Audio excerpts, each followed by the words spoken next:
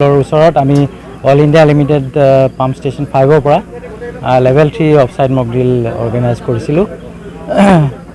আমি আমাৰ যিটো অল ইণ্ডিয়া পাইপলাইন সেইটো দুলিয়াজানৰ পৰা বাৰাউনীলৈকে, বিহাৰৰ বাৰাউনীলৈকে আছে আৰু এইটো ROW আমাৰ ROWৰে যিটো 18 মিটাৰ বহল আৰু সেই ROWটোত আমাৰ তেল পৰিবাহী উচ্চ চাবযুক্ত তেল পৰিবাহী লাইন গৈছে আৰু যিকোনো মুহূৰ্ততে মানে সেইটো এটা দুৰ্ঘটনা হ'লে আমি কেনেকুৱা ধৰণে তাক আমাৰ প্ৰিপেয়াৰনেছটো কেনেকুৱা সেইটো চাবৰ কাৰণে আমি অফচাইড মক ড্ৰিল প্ৰতি বছৰে অৰ্গেনাইজ কৰোঁ। এইবাৰ আমি কৰিছোঁ ইয়াতে কৈঠালকুছি হাইস্কুলৰ ওচৰত।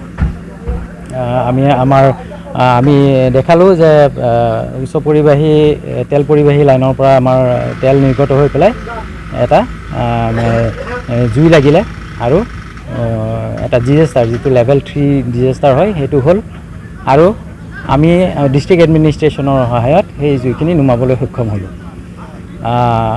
আমাৰ ডিষ্ট্ৰিক্ট এডমিনিষ্ট্ৰেশ্যনৰ DDMA আৰু হাইস্কুল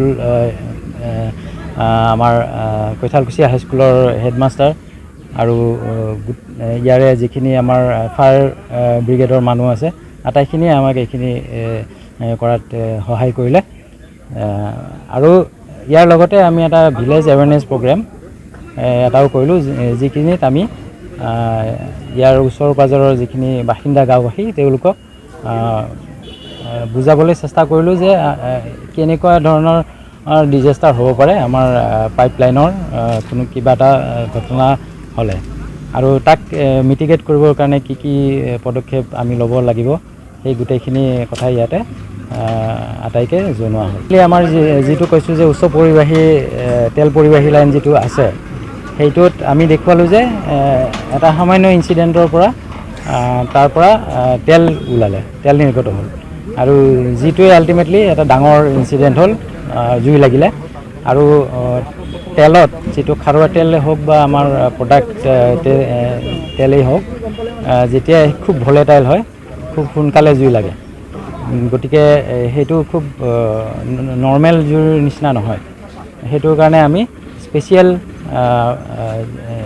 তেনেকুৱা ফোম বুলি কওঁ আমাক এইটো বোলে, আমি সেই ফোমটো ইউজ কৰিব লাগে। চ' সেই কথাটোকে আমি আজি দেখুওৱা হ'ল আৰু আমাৰ ফায়াৰ টেণ্ডাৰৰ ইউজ কৰি পেলাই ফোম ইউজ কৰি পেলাই সেইটো নোমোৱা হ'ল। সেই বস্তুখিনি ইয়াতে দেখুওৱা 5ৰ পৰা কৰা হৈছে, পাম্প ষ্টেচন 5 গুৱাহাটী। ইয়াতে আছে ডিষ্ট্ৰিক্ট এডমিনিষ্ট্ৰেশ্যনৰ মানুহ আছে আৰু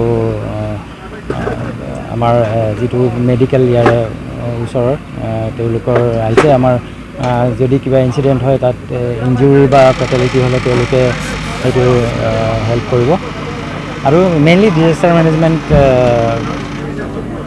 ডিপাৰ্টমেণ্টে এইটো আমাক ডিপাৰ্টমেণ্টটো আছে আমাৰ ইয়াৰে, তেওঁলোকে আহি যিখিনি তেওঁ ফায়াৰ এক্সটিংগুইছ কৰিলে তেওঁলোকেই